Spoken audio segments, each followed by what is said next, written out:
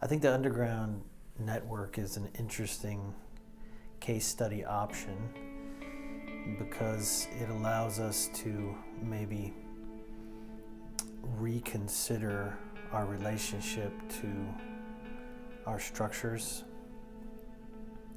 because the underground experiment and the underground project was itself such a liberated process in terms of its relationship to structure. I think of in 1976, the first supersonic jet was put into commercial air flight, the Concord, which flew from Paris to New York in less than 3 hours. It was twice the speed of sound. It was an engineering marvel. A unique collaboration between both the French and the British governments. It was massively expensive, billions and billions of dollars. And even though it was one of a kind, and even though it was able to make that trip so quickly and could actually charge a premium for that service, it could only hold 100 people.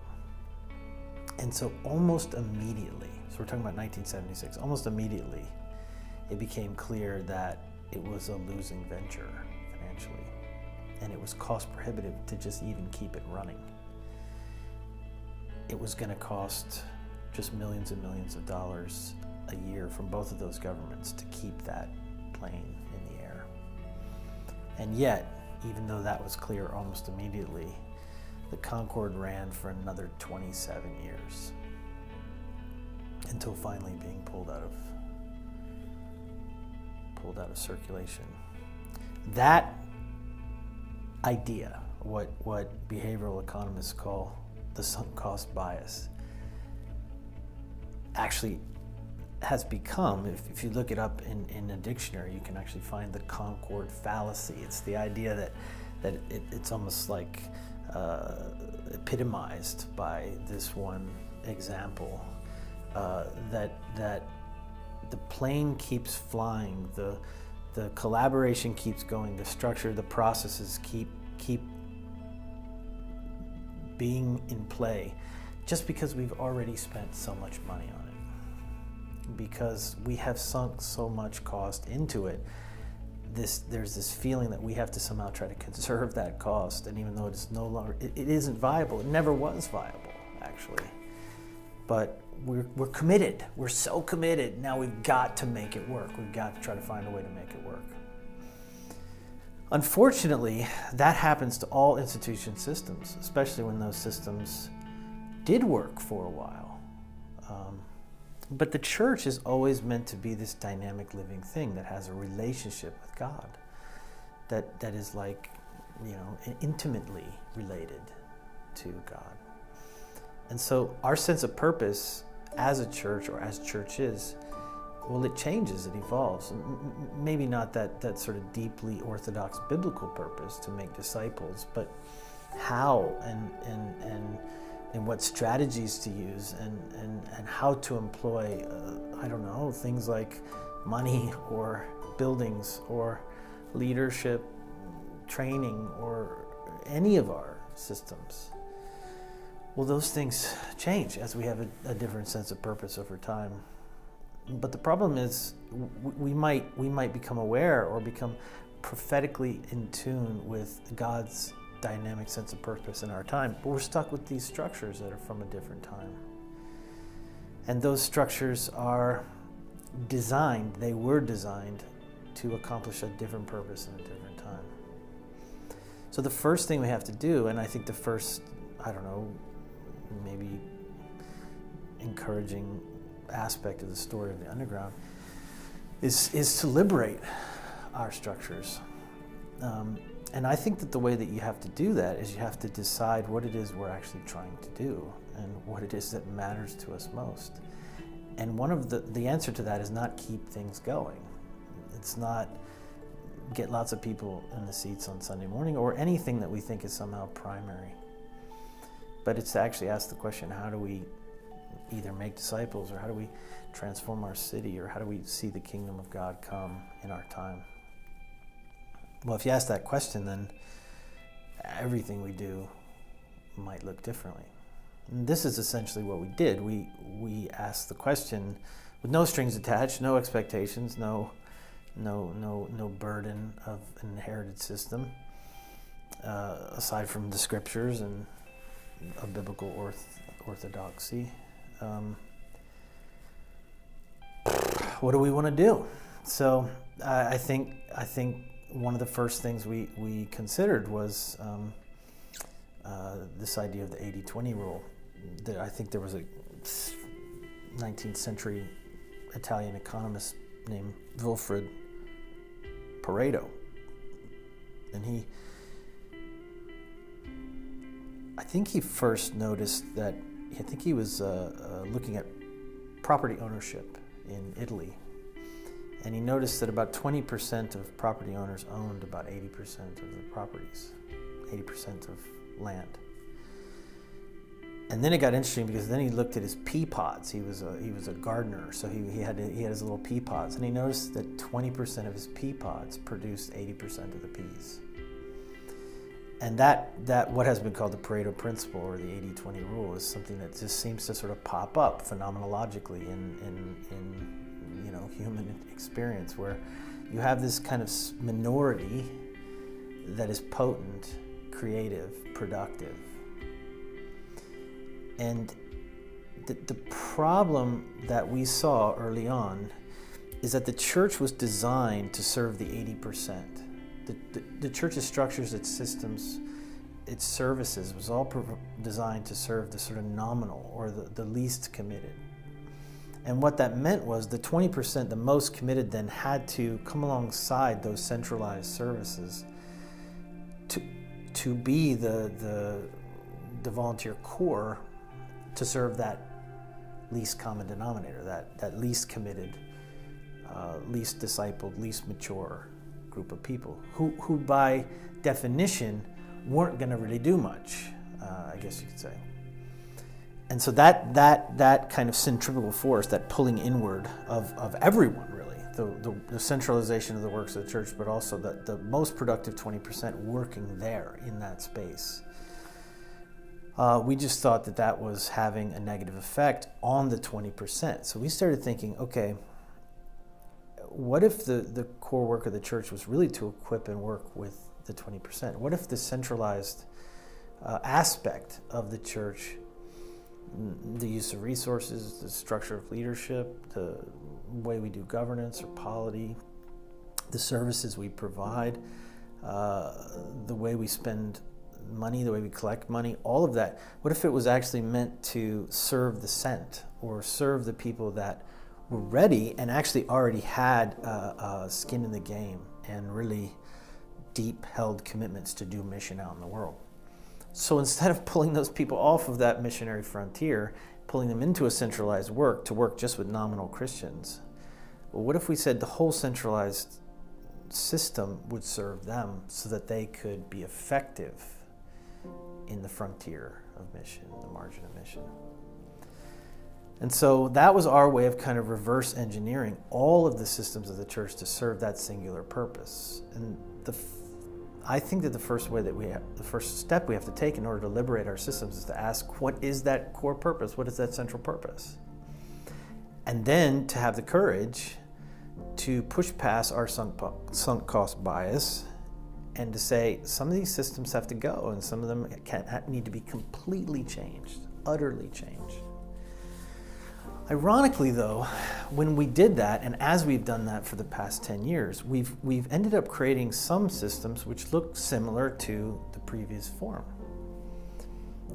In some cases, just maybe at a distance, at first blush, very similar.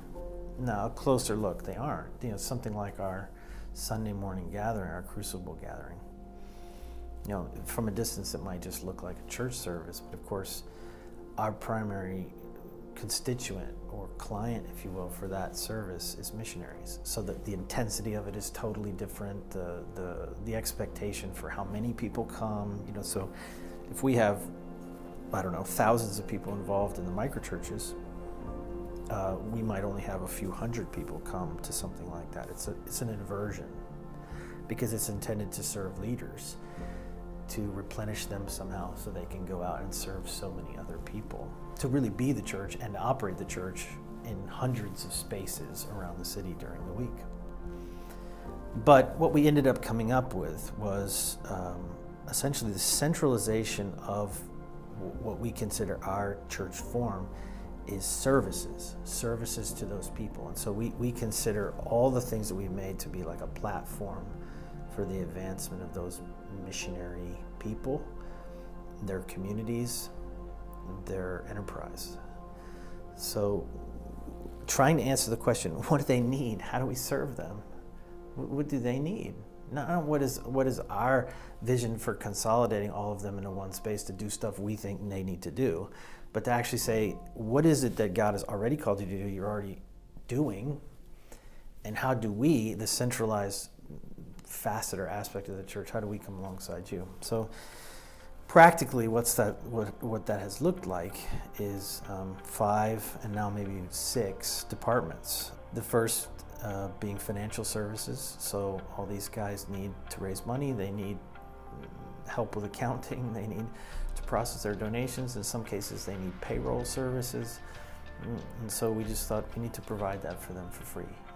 And the facilities, that we have this 30,000 square feet, which is reservable. It's a co-op. It's like it belongs to everyone in the network. In that co-op space, we have co-working space. People could come and have a private office, or they can use it. They just share resources. They can collaborate on projects, share conference rooms, conferencing space. It's not like the church offices are just for the staff. It's like all of these missionaries now, this is the 20%, they're out pushing back the darkness and bringing the kingdom of God into incredibly diverse, creative places in the city. Coaching services. We have a department that just wants to give a coach. I want to say more than, maybe it's now around 80% of all of our microchurches are directly coached by one of our coaches. That's free. People need that. And not to say this is what you ought to be doing. We have some sort of master plan for you, but to actually come alongside them and do what we call inquiry-based coaching, which is to just say, what is it that you feel called to do, and how are you doing in getting there, and asking the right questions. Our media services, in some cases, people are working with the homeless, they're working in prison ministry, something like that. They don't know how to pull off a website, they don't know how to make a logo. God help us when they make a logo. It's a train wreck, it's a disaster. So they want help, they need help. So we created a media department, and we staff that department with talented people who want to serve the kingdom indirectly, and so they provide this for them. Training, probably our largest department has to do with training, offering a whole just portfolio, myriad of training options, from high-end kind of theology to skill training to practical ministry tools and things like that. For us, it's answering the initial question, liberating our systems to answer the initial question, how do we serve these 20%, so that they can be the potent force they're supposed to be in the world, not suck them into our centralized.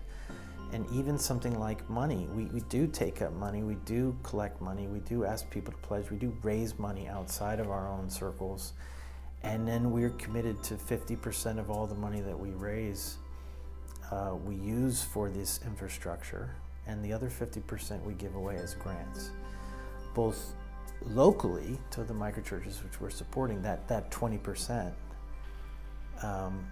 but also globally, because there's a sort of justice component. Missionaries, when they give their money, want to see their money used well, effectively, especially because they're already making sacrifices in their own lives. And everything then is kind of like reconceived through this lens of serving the missionary. Even something like the way we use and give away money. If we were to take 95% of the money that they give us and just spend it on our own services or high salaries or something like that, and give very little or no money away to the poor or to the cause of Jesus in the world, or even back into investing into starting things like the work that they do, they would stop giving. It's a corrective because we're responding to their needs. And again, what's beautiful about the underground, it's not that it's perfect or not. It's not that it's a form or system that everyone should adopt, but it breaks open the mind to another way, another alternative, and it allows us to consider our own systems to say, we don't have to keep spending billions on the Concord that doesn't really work. It isn't really viable, just because we've already invested so much.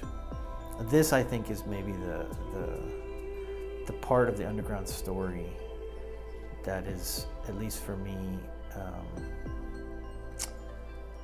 a gift or valuable to the rest of the church, to just maybe liberate us a little bit, that some of these things which feel like we just could never change that, we just could never stop doing that, to maybe have the courage and the imagination to say, actually maybe we could.